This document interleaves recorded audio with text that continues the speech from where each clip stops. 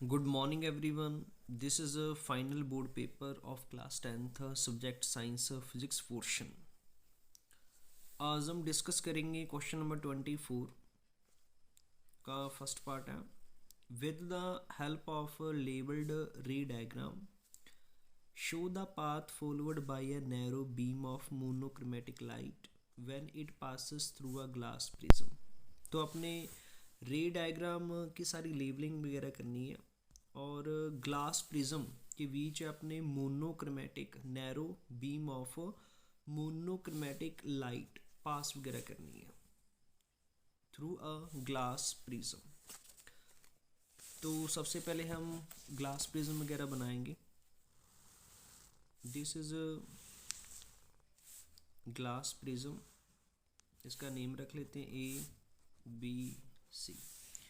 Narrow beam of monochromatic light, इस रे को हम बोलेंगे इंसिडेंट रे.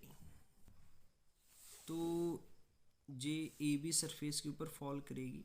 तो जहाँ पर एक नॉर्मल लगाएंगे हम इस सरफेस के बिल्कुल perpendicular.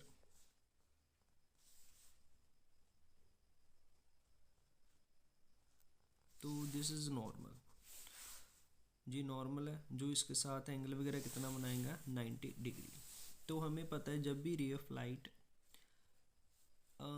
Rare medium to denser medium enter करेगी it bend toward the normal, जो नॉर्मल की तरफ बेंड हो जाएगी. इसका नाम रख लेते PQ. PQ इंसिडेंट रे है Q, और जहाँ पर जो पॉइंट वगैरह कंसीडर कर लेते हैं दिस इज आपके पास R. QR रिफ्रैक्टेड रे. नेक्स्ट हम AC की सरफेस के ऊपर इधर नॉर्मल ड्रा करते हैं इसके ऊपर. तो जी नॉर्मल, इसको बैक साइड एक्सटेंड वगैरह कर लेते हैं जहाँ पर जी मीट वगैरह कर जाएगा. पॉइंट कंसिडर करो T. तो इस नॉर्मल का नेम आपके पास M. जब भी आपके पास रे ऑफ लाइट डेंसर, तो हमें पता है ये ग्लास का बना होगा, तो बाहर इसके एयर वगैरह होगी. तो हमें पता है जो एयर होती है वो कौन सा मीडियम होगा, रेयर मीडियम. ग्लास आपके पास कौन सा मीडियम होगा, डेंसर मीडियम.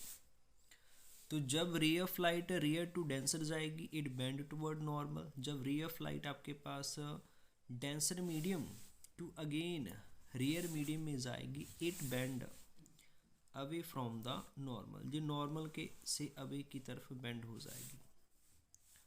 RS. तो RS आपके पास होती है एमर्जेंट रे.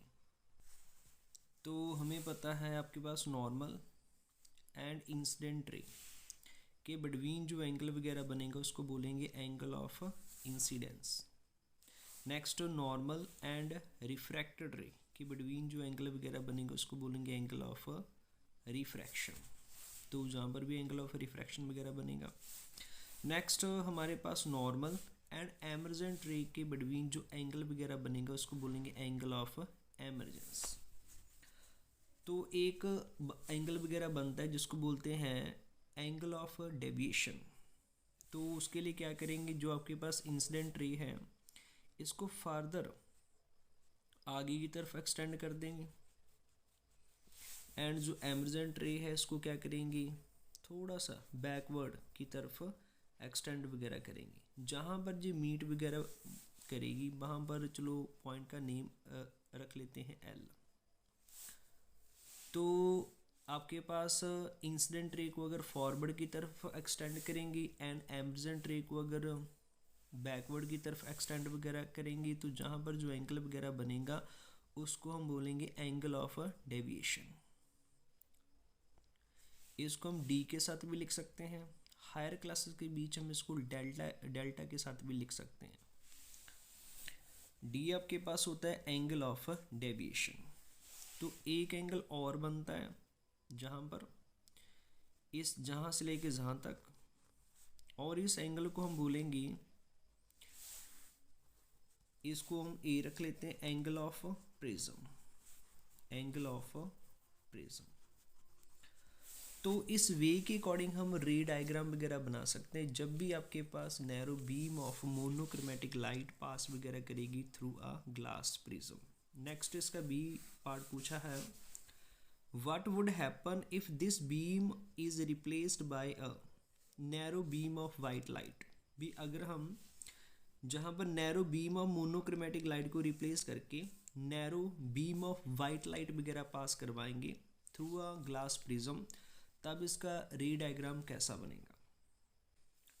तो इसका सिंपल हम आंसर लिख सकते हैं भी जब भी आपके पास narrow beam of white light pass वगैरह करेगा through a glass prism, it's split into 7 colour, जिसको शो करने के लिए हम डायग्राम वगैरह बनाएंगे।